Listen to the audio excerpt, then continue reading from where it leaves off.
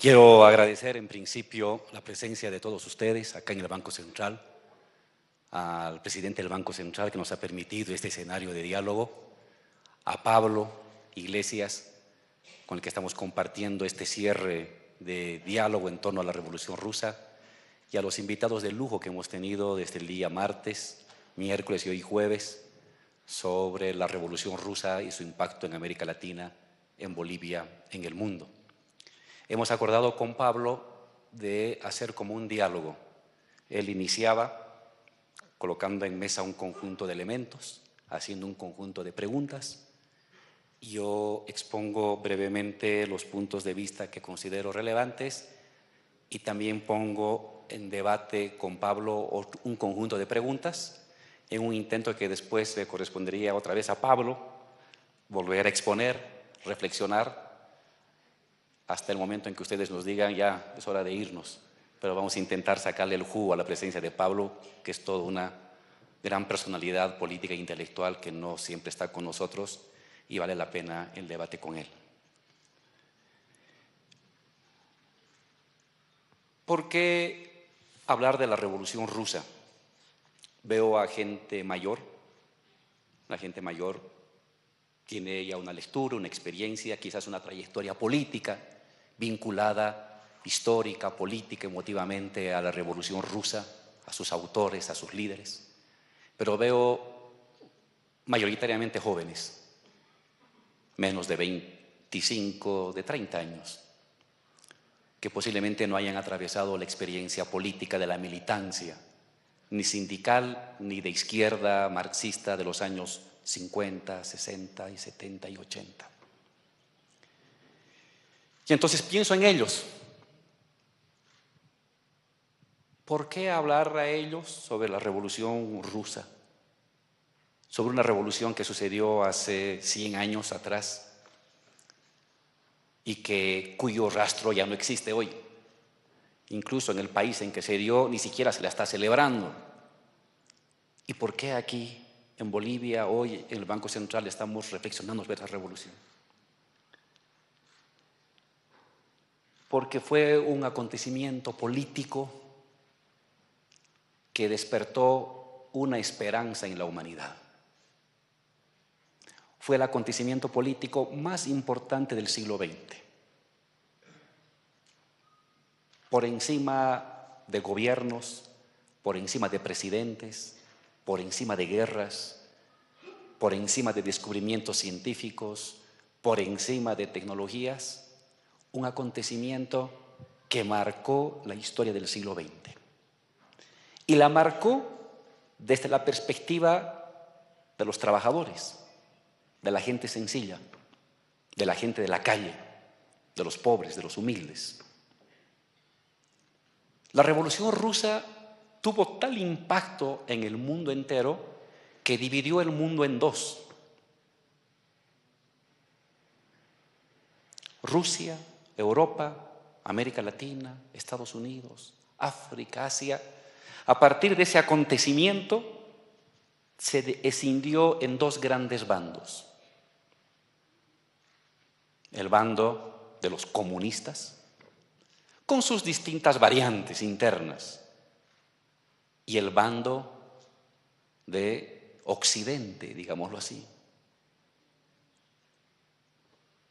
Unos, Occidente, defendiendo la estabilidad, el capital, la ganancia, el poder de pocos, la riqueza de pocos, la pobreza de muchos. Y otro, llamado los comunistas, comunistas, socialistas, marxistas, leninistas, estalinistas, trotskistas, maoístas y todos los istas que tú quieres, hablando de otra cosa, hablando de la igualdad, hablando de la justicia, hablando de superar el capitalismo. Y esta escisión del mundo no solamente fue territorial, el socialismo real, el bloque socialista, primero Rusia, luego los otros países, de Europa del Este en la Segunda Guerra Mundial, luego el país más poblado del mundo, China, luego Vietnam, Camboya, Corea, Cuba, el Congo. Se escindió el mundo geográficamente en dos bandos, Occidente y los comunistas, Occidente y los revolucionarios. Sino que también generó una escisión mental, una escisión ideológica, una escisión política, una escisión cultural, una escisión simbólica. Los que hablaban de los privilegios, de defender, y que ese era el camino normal, ineludible, inevitable de la humanidad, y los que hablaban de otra humanidad posible, los que hablaban de otra sociedad posible, de otro tipo de Estado, de otro tipo de economía, de otro tipo de cultura, de otro tipo de organización social. Y también fue una decisión espiritual y emotiva. El mundo se dividió en dos: territorial, política, ideológica y emotivamente. Los que estaban con los humildes, los llamados comunistas o socialistas. Los que estaban con los poderosos y los ricos, los llamados capitalistas, los llamados imperialistas. Y esta escisión territorial, política, ideológica, emotiva y espiritual recorrió los países y marcó la historia de los países del mundo entero desde entonces. Aquí en Bolivia sacamos un libro recientemente de un doctor norteamericano, doctor en ciencias políticas o en historia, Thomas Field, que mostraba lo que hacía USAID en Bolivia en los años 50. Y cuando presentamos el libro, hablaron líderes sindicales que vivieron esos tiempos. Recientemente hemos recordado los 50 años de la muerte del Che. Antes la presencia de USAID, antes la masacre de los mineros del siglo XX, antes la matanza y detención de líderes mineros fabriles en La Paz, en Oruro, en Potosí, en Cochabamba. Bolivia no era un país socialista ni mucho menos, pero el miedo a los socialistas, el miedo a los comunistas, hacía de que en Bolivia hubiera la presencia de la CIA, la presencia de USAID, la presencia de la embajada norteamericana, que se persiguiera a los sindicalistas, que se hiciera contracampaña política en contra de los mineros, de los trabajadores mineros, que se persiguiera a trotskistas, a marxistas, a maoístas, a estalinistas, a leninistas. Y la vida política tenía esa cualidad, el combate a los comunistas. Y se decía todo lo peor de los comunistas: se comen las guaguas los comunistas, van a destruir la familia los comunistas, van a incendiar las iglesias los comunistas, te van a quitar tu casa los comunistas, te van a quitar tu televisor los comunistas, te van a quitar tu radio los comunistas, te van a quitar tu cama los comunistas. Parece risa, pero así era el discurso ideológico que se repetía en cada país del mundo de influencia norteamericana o europea. Entonces el mundo estuvo escindido en dos grandes bloques, no solo territoriales y políticos o atómicos, sino mentales, ideológicos.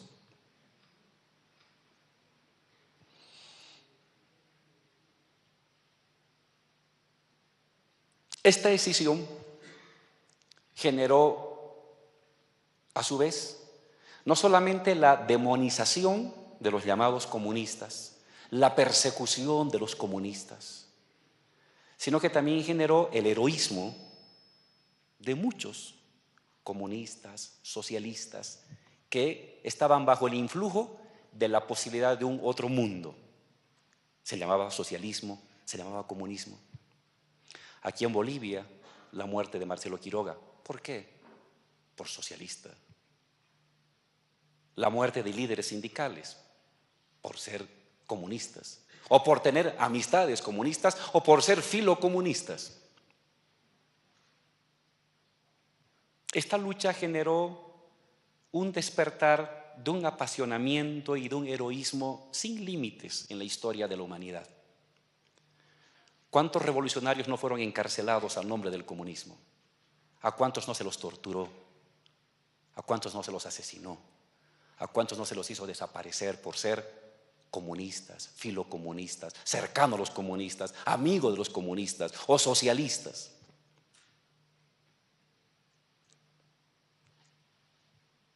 Las mejores experiencias de heroísmo colectivo del siglo XX están marcadas también por la lucha de hombres y de mujeres del pueblo o de clase media que soñaban con un otro mundo distinto al capitalismo. Unos le llamaban socialismo, otros comunismo, otros anarquismo. No importa cómo se llamaba, pero peleaban por algo distinto a lo que veían en sus países y en el mundo. Entonces, los crímenes más terribles y los heroísmos más hermosos y sublimes del siglo XX estuvieron marcados por esta lucha, por esta decisión, por esta idea, por este horizonte de sociedad.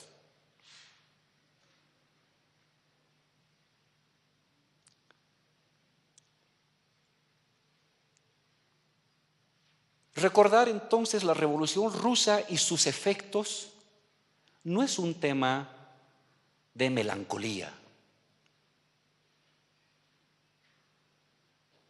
no es un tema de preciosismo historiográfico, no es un tema de exorcización de nuestros demonios juveniles. Es un tema de actualidad. ¿Será posible que el siglo XXI nuevamente pueda estar marcado por una escisión entre los que defienden el bando de lo que existe, de lo que hay, y el bando de los que dicen es posible otro mundo? Esa escisión existió en el siglo XX. Luego vemos los resultados y por qué. La pregunta es, ¿esa escisión volverá a marcar el siglo XXI? ¿Será posible nuevamente que otra vez esos entusiasmos en condiciones distintas, con teorías distintas, con nombres distintos, con territorios distintos, vuelva a enamorar el espíritu colectivo de la sociedad universal que espera, busca, añora, sueña, lucha por un otro mundo? Porque además, el propio capitalismo y los poderosos, si tuvieron que cambiar sus políticas y volverse socialdemócratas, en el fondo lo hicieron y crear el estado del bienestar europeo o norteamericano, porque lo que hacían era combatir a los comunistas. ¿Cómo impedir que los comunistas lleguen al poder? Pues hay que resolver el tema social. Pasar del capitalismo salvaje al capitalismo social. Aún en los lugares donde los socialistas y los marxistas y los comunistas nunca fueron poder, su sola presencia como el fantasma, como el cucu que amenaza a estar presente, ayudó y sirvió a que el capitalismo se volviera más social y menos salvaje, al menos en Europa y en Estados Unidos en los años 40, 50, 60 y 70. En cierta medida, el triunfo del neoliberalismo, tan salvaje y aterrador, justamente tiene que ver con que no tuvo su contraparte el capitalismo, porque lo derrotó. El capitalismo derrota al socialismo. derrota a los comunistas, los derrota. Se cae el campo socialista. La gente deja de leer El Capital. Los leninistas venden en los libros viejos sus libros de obras escogidas y de obras completas. El que tiene algo de Gramsci o tiene algo de Althusser lo esconde bajo la cama para no tener mala imagen ante sus nuevos amigos, que ahora prefieren colocar a Hayek o a Bobbio en su biblioteca. Los derrotaron. Pero hasta los años 80 el mundo estaba escindido. Si alguna característica tuvo el siglo XX fue esta escisión, que movió al mundo, movió a la gente. En los países que lograron triunfar, transformó la sociedad. Convirtieron a un país de campesinos pobres, sometidos a una autocracia de siglos, la convirtieron en la potencia más importante del siglo XX, que permitió la derrota del fascismo, donde seguramente nosotros, los cabecitas negras, no teníamos espacio y no hubiéramos tenido lugar donde vivir. Permitió también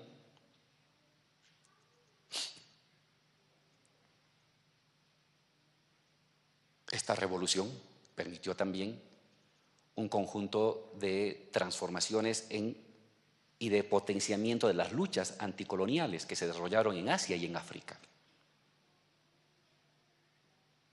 Es decir, la historia tuvo un avance el siglo XX por los comunistas, no por la obra de los comunistas. En algunos países sí, pero en otros para ir en contra de los comunistas, para que los comunistas no prosperen, para que los socialistas no triunfen, para que los radicales no ganen. Entonces había que soltar parte de la ganancia, distribuir parte de la ganancia para temperar la sociedad, para disminuir la conflictividad social. La sociedad del siglo XX no puede ser entendida sin la presencia y el efecto de esta revolución. Oye, Álvaro, pero hubo muchos muertos y perseguidos, es cierto. Y los historiadores están ahí para hacernos recuerdo de las persecuciones y del Gulag y de los campos de concentración, por supuesto. Pero lo interesante es de que, pese a todo ello, la historia avanzó gracias a esta presencia de esta polaridad política, de esta polaridad territorial, de esta polaridad simbólica y de esta polaridad emotiva de la sociedad. El siglo XXI nace sin polaridad. Por eso es un nacimiento de un siglo algo desabrido.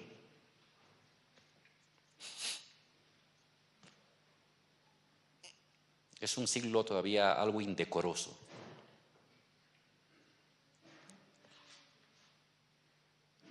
Porque se habla del siglo XX sobre un vacío, sobre un triunfo absoluto de los poderosos, del modelo de libre mercado, del modelo de la democracia liberal, del modelo de Occidente religioso con la propiedad privada y el dinero como nuevo ídolo, como nueva Biblia, como nuevo Dios irrefutable. Y un momento de pérdida de derechos generalizadas en el planeta, de derrumbe de estructuras organizativas, de retroceso político de las clases subalternas. Y entonces, cuando hablamos de la revolución rusa, la pregunta es, ¿podrá volver a haber una revolución de esa dimensión? ¿Será posible una revolución? En la conversación que tuvimos con Pablo en España, yo hice un pequeño resumen de una serie de puntos sobre la revolución, sobre qué es una revolución y si es posible una revolución. Lo resumo brevemente. La Revolución Rusa y las revoluciones que luego se dieron, y salvando las diferencias territoriales, geográficas, históricas, ideológicas, la revolución que hemos vivido aquí entre el año 2001, 2003, 2005, 2008, 2009, siempre son procesos inesperados, contingentes, excepcionales. La revolución es un hecho excepcional, no es un hecho de laboratorio, no es un hecho de conspiraciones. No importa cuántas veces leamos El Capital, ni cuántos círculos leninistas para leer El Quehacer hagamos. Las revoluciones estallan sin previo aviso, sin decirnos aquí voy. La revolución siempre es un hecho excepcional en la historia de cualquier país y de cualquier región. Estalla por motivos de lo más inverosímiles, a veces por motivos de lo más inesperados, simples, pedestres. Y nadie puede calcular cuándo va a haber una revolución. El mismo Lenin, en esa genialidad que describe Pablo, un mes antes de febrero del 917 decía: capaz ya no voy a ver en vida una revolución. El mismo Lenin, que había dedicado toda su vida a escribir, a conspirar, a organizar partido, un mes antes de la revolución de febrero, ni se la olía que iba a haber una revolución en febrero. Lenin. Así son las revoluciones. Estallan cuando uno no las espera. No se las puede preparar. No se organiza una revolución. Las revoluciones estallan. Por unos caminos, con unos motivos y unos pretextos que nadie puede predecirlos.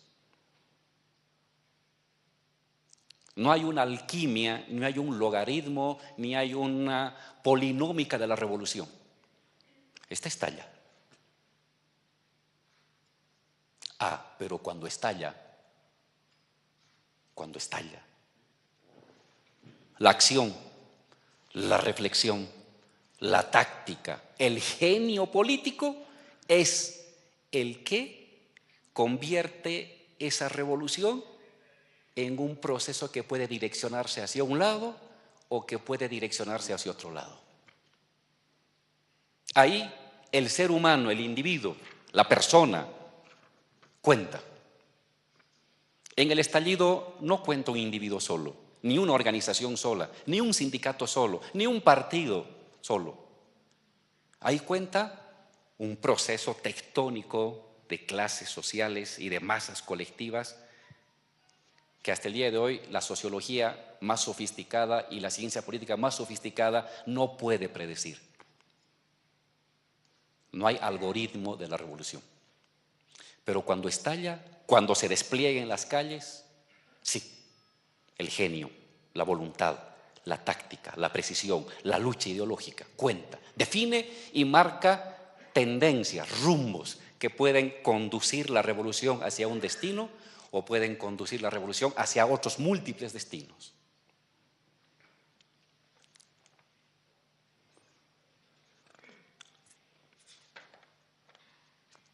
La revolución no es un acto, no es tomamos el Palacio de Invierno en la noche del 7 de octubre del 17. Hace 2 días hemos conmemorado los 100 años, el día martes. En la noche los bolcheviques se toman el Palacio de Invierno. La revolución había estallado antes. La revolución ya venía en marcha desde el mes de febrero del 17. A marzo, abril, a mayo, a junio, a julio, a agosto, a septiembre, a octubre. La revolución ya estaba 8 meses en marcha. A noviembre en el calendario gregoriano, distinto al calendario juliano que se usaba para entonces, pero que en nuestro calendario gregoriano de 365 días con 5 horas y no sé cuántos minutos, cae el día 7 de octubre. 7 de noviembre, perdón. La revolución ya estaba en marcha. Es más, había muchas revoluciones en marcha. Estaban los obreros, Estaban los soldados, estaban los campesinos, estaban las clases medias, estaban las mujeres emancipándose, múltiples revoluciones en marcha. Una revolución en verdad es un conglomerado de revoluciones. La revolución no es un acto de la toma del palacio.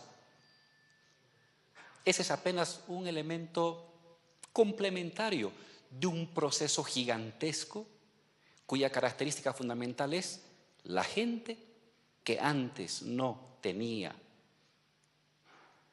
opción a participar en las decisiones colectivas, hoy la asume de hecho, sin pedirle permiso a nadie, asume de hecho su participación en las decisiones colectivas. Una revolución es un proceso de democratización absoluta. Y entiendo la democratización no solamente como ir a colocar un papel en una urna. Entiendo democratización como la capacidad de la gente de deliberar, de debatir, de definir, de participar en las cosas que le afectan. El salario, el trabajo, la luz, el agua, el transporte, la relación padre-hijo, la relación esposo-esposa, la relación patrón-obrero, la relación campesino-terrateniente, la relación de todas las relaciones que te afectan. Cuando la gente se involucra directamente en la deliberación y definición de esa vida que antes la definía el Estado y que ahora se disuelve en la participación de la gente, estás ante una revolución. Estás ante una revolución. Es el 2003. Cuando frente a la voluntad de Sánchez de Lozada de decir vamos a vender gas a Chile y por Chile y para Chile, la gente del Alto y de Guarizata y de Cochabamba y de Siglo XX y de Huanuni y de San Julián dicen no señor, el gas no lo vas a vender, yo voy a definir qué se hace con el gas. La gente se vuelve especialista del gas. La gente se vuelve especialista de la Asamblea Constituyente. La gente se vuelve especialista del indianismo y el catarismo. La gente se vuelve especialista de todo. Y asume directamente, sin mediación, el debate y la decisión de su vida. Esa es una revolución. Es decir, democracia. Democracia diaria, democracia continua. ¿Sobre qué temas? Sobre todos los temas. Esa es una revolución.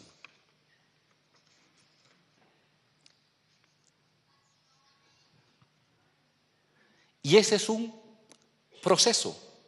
Estalla, se desborda, se amplía a otros territorios, aborda otros temas, retrocede en unos, avanza en otros, se involucran otros sectores que anteriormente eran apáticos. La gente que cotidianamente aceptaba que otros decidan por él, decide que ahora él tiene que decidir. Y se reúne en una asamblea, se reúne en una plaza, se reúne en una fábrica, se reúne en una comunidad, marcha, regresa, vuelve a marchar, vuelve a reunirse, vuelve a debatir, protesta, vuelve a organizarse.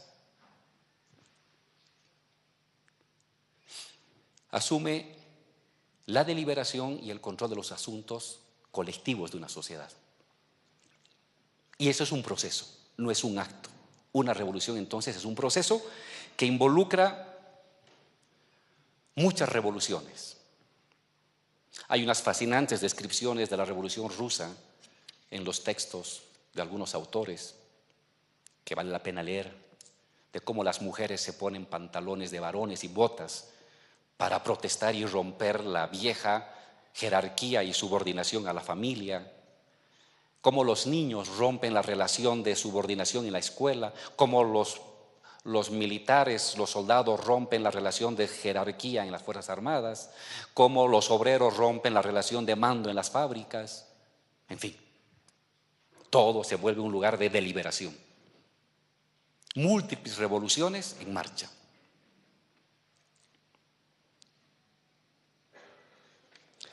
Pero, como toda revolución, involucra un involucramiento como toda revolución significa un involucramiento de la gente en los asuntos colectivos, al interior de la gente se forman grupos, colectividades, tendencias.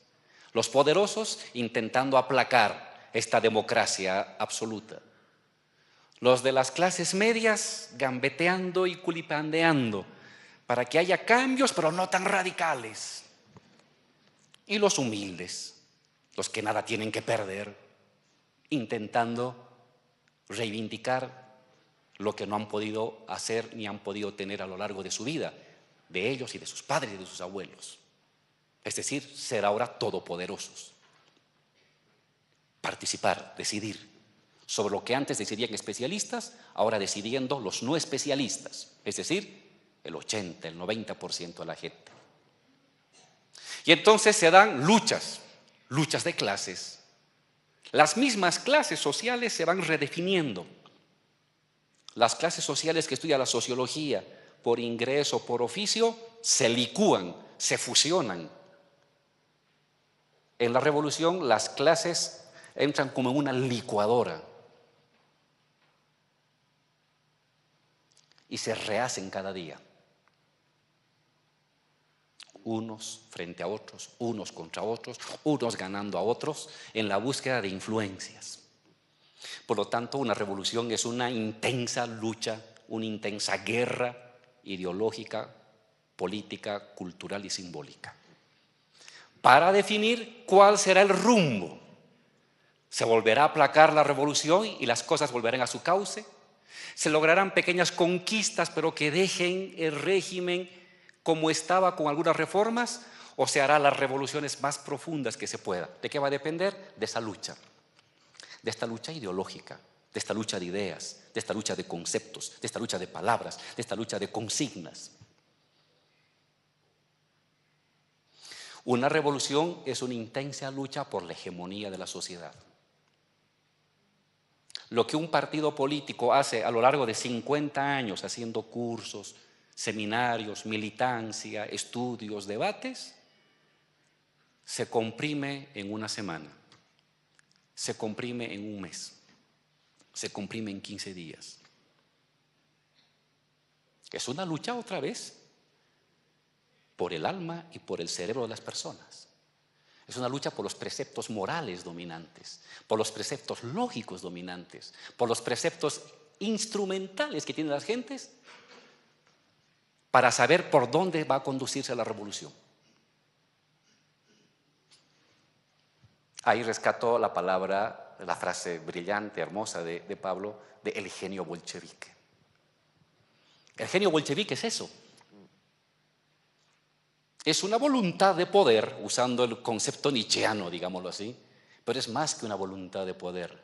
Es esta capacidad para incidir cada día, sobre cada tema, cada hora, en cada momento, un nuevo giro que permita que una idea se irradie, que una consigna se amplíe, que una coalición se articule y se engrose con otras coaliciones. Los bolcheviques partieron siendo minoría en el Soviet, eran el 5% de los delegados del Soviet.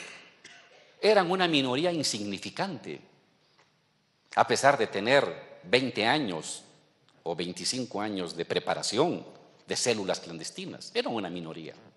La mayoría eran los socialistas revolucionarios, los llamados eseristas, que era un partido campesino de izquierda. Pero cuando llega octubre, los bolcheviques son la mayoría. En octubre los bolcheviques se vuelven mayoría en los soviets, en el soviet de Petrogrado, en el soviet de Moscú, en los soviets de las ciudades intermedias y comienzan a tener influencia en los soviets rurales. Se vuelven mayoría en los soviets de obreros, de soldados que vienen del frente. ¿Cómo se convierten de minoría a mayoría? Ese es el genio bolchevique, recuperando la palabra de Pablo. ¿Cómo se convierte una minoría en mayoría? Porque los bolcheviques toman el poder cuando son mayoría, cuando tienen ya el control de todos los soviets, cuando sus consignas las debaten los soldados en el frente, cuando sus propuestas, 3 ideas, 3 palabras concretas y precisas son las que la maneja el ama de casa, la maneja el estudiante, la maneja el obrero, la maneja el transportista, la maneja el mesero de un restaurante. Cuando logran eso, son mayoría. No son mayoría electoral, son mayoría política. El arte de convertir una línea política en línea hegemónica, el arte de conquistar el alma, el corazón y los preceptos morales, instrumentales y lógicos de las personas, es el arte del bolchevique.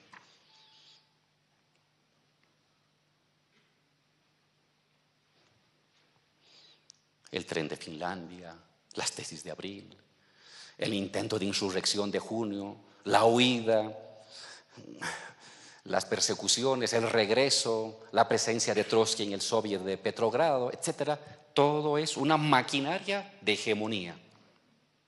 La revolución no es un hecho insurreccional. La insurrección será un momento, un colorario de una victoria ideológica, política y cultural de los comunistas, de los bolcheviques, en la mayoría de las organizaciones movilizadas de la población rusa.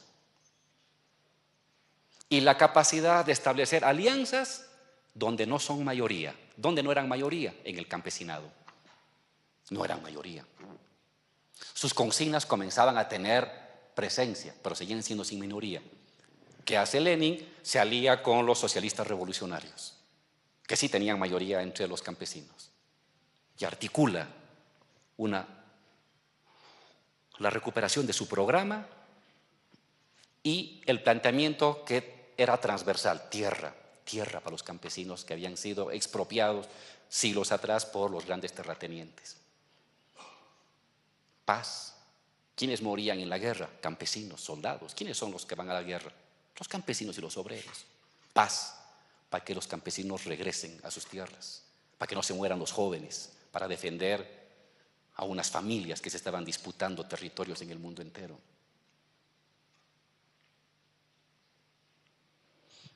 Esta genialidad política, de en medio de un caos creador que es una revolución, de múltiples revoluciones en marcha, establecer un conjunto de lineamientos, de propuestas y de formas organizativas que van articulando mayoría política.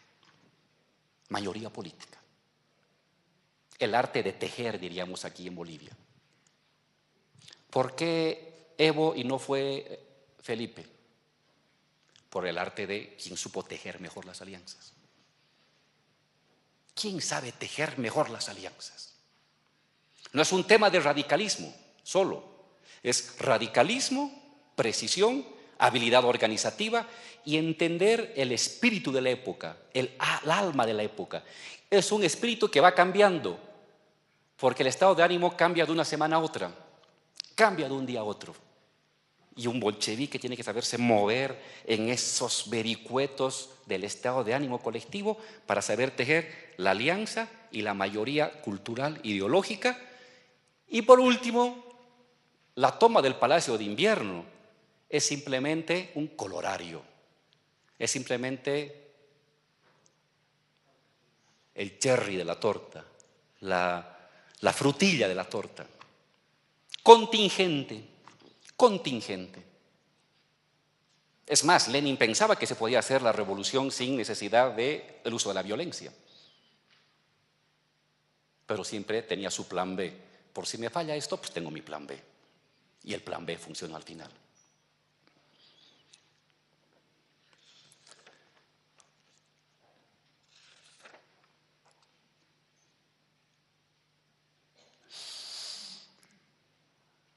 Lucha cultural, voluntad política y capacidad de acción inmediata. Lucha cultural, capacidad de acción. Hegemonía, fuerza. Hegemonía, fuerza. Hegemonía, fuerza. Seduce, derrota. Seduce, derrota. Seduce, derrota. Es un arte. No hay una regla para eso.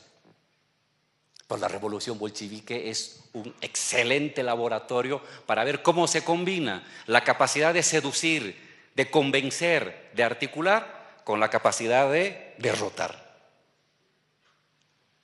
Hay que derrotar al adversario, por supuesto. Pero primero hay que convencer a la mayoría. Y una vez derrotado al adversario, tienes que volver a convencer nuevamente a la mayoría. Yo resumía eso, Gramsci, Lenin, Gramsci, Lenin. El bolchevismo es una mezcla de gramscismo y de leninismo, o de jacobinismo, si ustedes quieren. Estudiar ese proceso en vivo es una cosa fascinante. No hay mejor lección para un político que ver una revolución en vivo, de cómo se combina la idea, la acción, la voluntad de poder, la fuerza, otra vez el convencimiento, otra vez la capacidad de seducir, otra vez la fuerza. Y entramos a lo que nos plantea Pablo, el Estado. La revolución es una paradoja estatal. Toda revolución, en cierta medida, desmonta el Estado. Desmonta el poder de un grupo que antes tomaba las decisiones. Democratiza las decisiones. Pero a la vez, la revolución no ha de poder continuar ni consolidarse si no establece otra vez mecanismos de centralización. El gran debate con el anarquismo, antes en el siglo XIX, XX, hoy con el hollywooismo, diríamos, recordando al profesor Holloway, que es el que reflexionó, cambiar el mundo sin tomar el poder, que es un debate que lo han planteado otra vez. Es el mismo debate de hace 100 años y va a ser recurrente los siguientes 100 años. La revolución, en cierta medida, disuelve el Estado, parcialmente. Sigue habiendo ejércitos, sí, pero ya no hay la jerarquía. Sigue habiendo fábricas, sí, pero ya no hay los mandos, ni las relaciones jerárquicas y totalitarias entre el patrón y el trabajador. Pero, si la revolución ha de continuar, necesita otra vez centralizar. ¿Por qué? Porque están los enemigos asediando. ¿Cómo enfrentas a 7 ejércitos? Los rusos fueron invadidos por 7 ejércitos. Tuvieron su guerra mundial en pequeñito. Les invadieron. Le invadió Alemania, le invadió Estados Unidos, le invadió Inglaterra, le invadió otros países de alrededor. ¿Cómo enfrentas? ¿Cómo enfrentas una estructura centralizada de ejércitos con mando? Otra vez, dejando libre a una comuna por acá, otra comuna por allá. ¿Enfrentas sin jerarquía de mando? Eso se intentó y fue un fracaso total. Y ahí es que se nombra como comisario del pueblo a Trotsky, comisario de defensa. Y Trotsky se sube a su tren y lo que hace es estructurar una nueva jerarquía del ejército, que es una nueva jerarquía del Estado. Es heroica la descripción de Trotsky recorriendo con su tren, venciendo a los ejércitos blancos. ¿Qué pasa con las fábricas? Se tomaron los trabajadores. No hay dinero. Democracia total. Pero si esa democracia no tiene un nivel de centralización, no hay repuestos para esa fábrica. Si no hay repuestos, no hay salario para esa fábrica. Si no hay salario para esa fábrica, se comienzan a vender los repuestos de las fábricas. Al final, la fábrica queda desmantelada. Un grupo por sí mismo, aislado, en su autonomía, rodeado de estructuras centralizadas, se vuelve inerme y no puede enfrentarlo. Entonces, ¿qué? Hay que reconstruir un sistema de jerarquía en el ejército. Hay que reconstruir un sistema de organización y de articulación en las fábricas. Hay que establecer un sistema de articulación entre campo y ciudad. Es decir, se vuelve a construir una estructura centralizada, es decir, un Estado. Ah, pero es otro Estado, de acuerdo, pero igual es Estado. Hubiera sido una belleza que no se hubiera reconstruido el Estado. Pero era claro que eso no hubiera durado los 3 meses que duró la Comuna de París. Aún la Comuna de París, para defenderse, tuvo que establecer un mínimo de centralización para defenderse frente a la invasión y a la presencia del ejército prusiano en las puertas de París. Esta es una paradoja de toda revolución, hace 100 años, hoy y de aquí a siguientes 100 años, que toda revolución marca una necesidad de democratización absoluta de las decisiones políticas, por lo tanto, de dilución del Estado y de centralización política de construcción de Estado. Y si no tiene esa dualidad, no es revolución. No es revolución. En verdad, llamaríamos revolución a esa dualidad. Estado, no Estado. Estado, no Estado. Estado, no Estado. Lo reflexiona Lenin en su texto El Estado y la Revolución, cuando coloca, es un semiestado, le dice. La palabra semiestado me gusta. Es no Estado porque tiene que democratizar permanente la toma de decisiones, pero es Estado porque tiene que combatir a tus opositores y tiene que enfrentar un contexto internacional adverso, que sin centralización sencillamente te arrasa. Porque tú puedes tener la voluntad de decretar el comunismo, de abolir el dinero, de decretar comunas por todas partes. ¿Y qué haces cuando tienes que comprar el repuesto para el micrófono? ¿Y qué haces cuando tienes que defender un pedazo de territorio que quiere ser apropiado por otro país que ha visto un momento de debilidad para ir a quitarte tu petróleo, tu litio, o tu gas, o tu mineral? ¿Qué es lo que le estaba pasando a Rusia? ¿Qué haces? La revolución es eso, es esa contradicción entre democratizar y centralizar, centralizar y democratizar. Si solamente democratizas, te aplastan. Si solamente centralizas, ya no eres una revolución. Entonces tienes que convivir con los dos, democratizando, centralizando, democratizando, centralizando. Es una dialéctica infinita.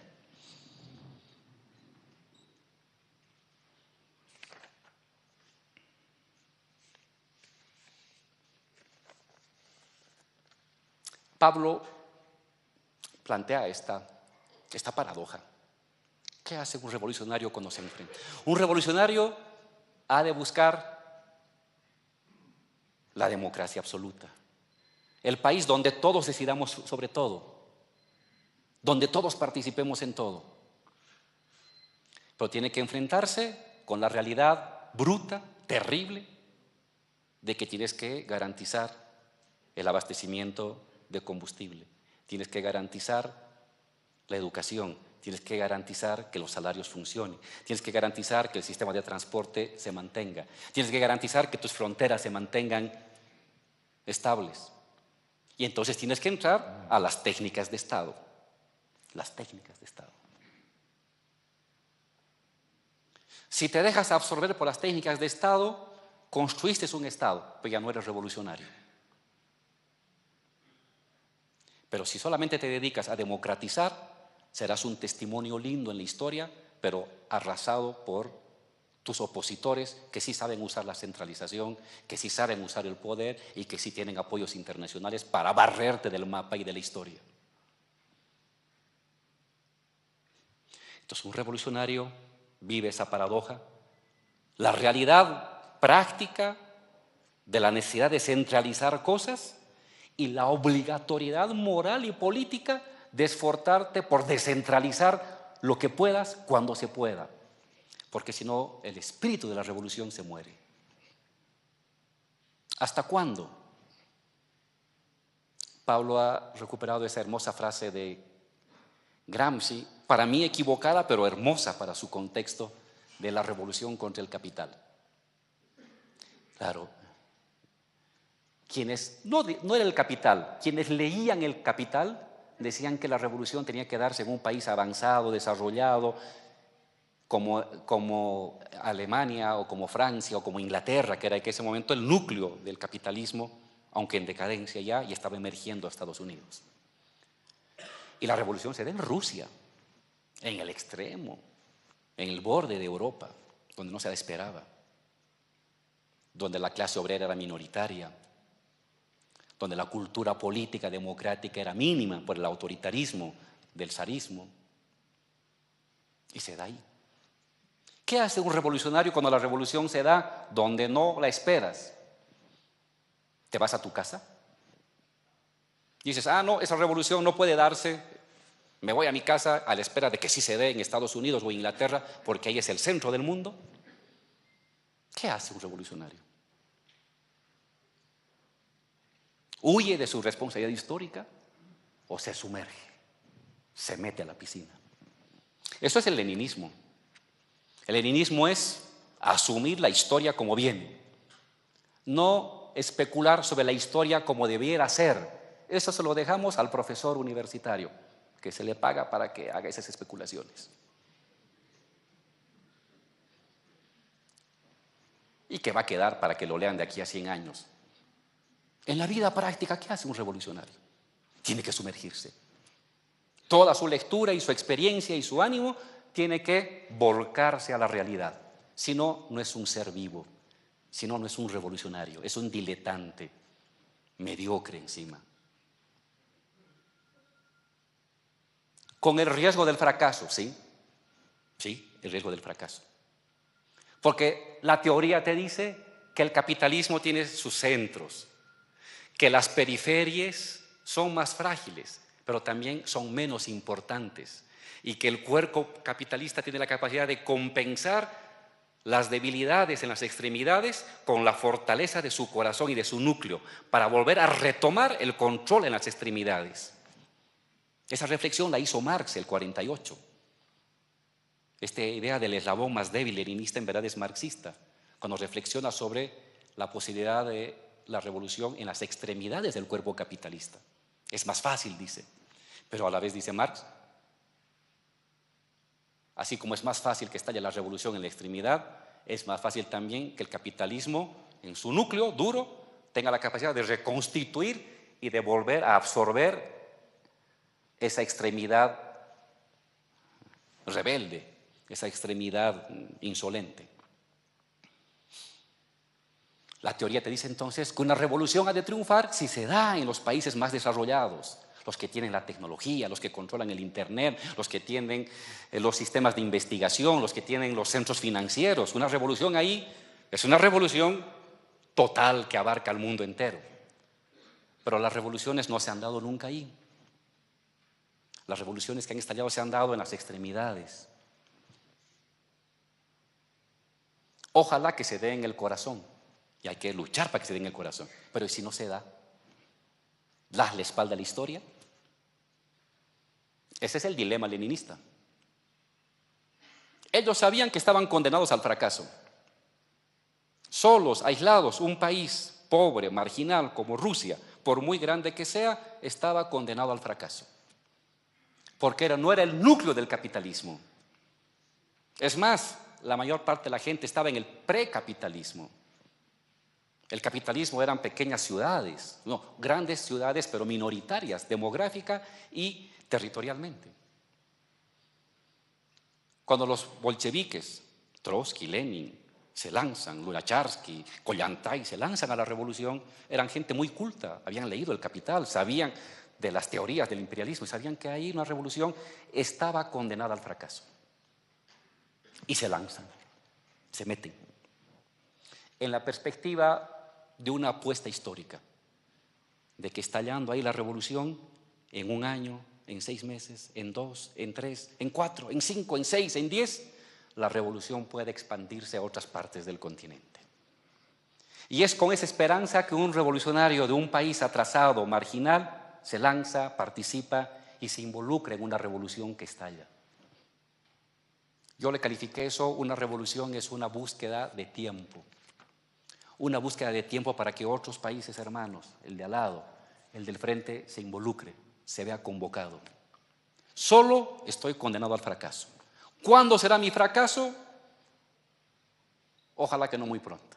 En 1 año, en 3, en 5, en 10, en 15, pero voy a fracasar. Esa es también la paradoja de la enseñanza de la Revolución Rusa. Por lo general, las revoluciones están condenadas al fracaso si no estallan en el corazón capitalista, si no se vuelven planetarias. Y entonces la esperanza en la que se juega un revolucionario en un país alejado, marginal, en las extremidades, en el eslabón más débil, es la esperanza de su irradiación. Y para eso necesito tiempo. Una revolución tiene que expandir y ganar tiempo. En su radicalidad, ganar tiempo a la espera de que otras revoluciones estallen en otras partes. Tiempo. La desesperación por el tiempo. La desesperación para que en el país de al lado surja algo. La desesperación para que en España pase algo. La desesperación para que en Italia pase algo. La desesperación para que en Francia o en Grecia o en Inglaterra pase algo. Porque estoy solo, estoy condenado al fracaso. Lo único que hago es postergar el fracaso. 1 año, 5, 10, 15 años, 20, a la espera de que sucedan otras cosas en el mundo. Pero así avanza la historia. Si no hubiera habido esa apuesta al futuro, el mundo hubiera sido muy distinto el siglo XX. No hubiéramos tenido el Estado social, no hubiéramos tenido el Estado de bienestar, no hubiéramos tenido los Estados nacional populares en América Latina, que en el fondo fueron las estrategias de contrainsurgencia comunista. La historia tuvo que avanzar así. ¿Qué va a pasar a futuro? Lo interesante es de que se derrumba el bloque soviético, se derrumba la idea de revolución. Pocos hablan de revolución. Es más, en los años 80 y 90 los que hablaban de revolución se pasan al campo neoliberal, se vuelven escritores de Sánchez de Lozada aquí en Bolivia, se convierten en promotores de pactos sociales. Los que leían El Capital luego están leyendo a Huntington y a Dahl enseñando sus clases.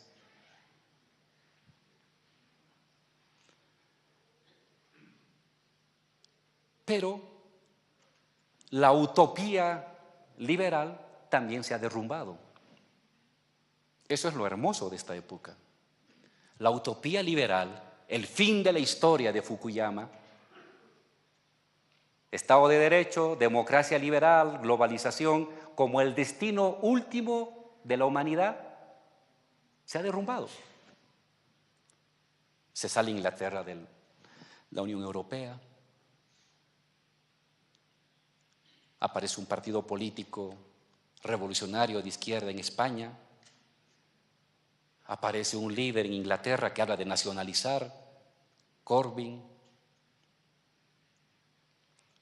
Por el lado de la derecha aparece Trump, que en vez de hablar de globalización va a colocar un muro contra los latinoamericanos, que en vez de universalización del capital está hablando de proteger y primero América Latina y que el mundo se muera. La utopía neoliberal del fin de la historia también se derrumbó, solo que no la hemos celebrado como se debería celebrar. Todavía algunos autores siguen hablando de la globalización y la globalización. Se cayó el muro de Berlín y se cayó una ilusión de siglo, ¿cierto? Pero también se cayó la globalización como ilusión triunfante. Y entonces ahora el mundo no tiene destino. ¿Cuál es el destino del mundo? ¿El proteccionismo de Trump? ¿La globalización de Xi Jinping, comunista? ¿Cuál es el destino del mundo? Los comunistas son ahora los globalizadores, los capitalistas son ahora los proteccionistas. Se han invertido los papeles. El mundo está de cabeza. Es un momento de incertidumbre estratégica.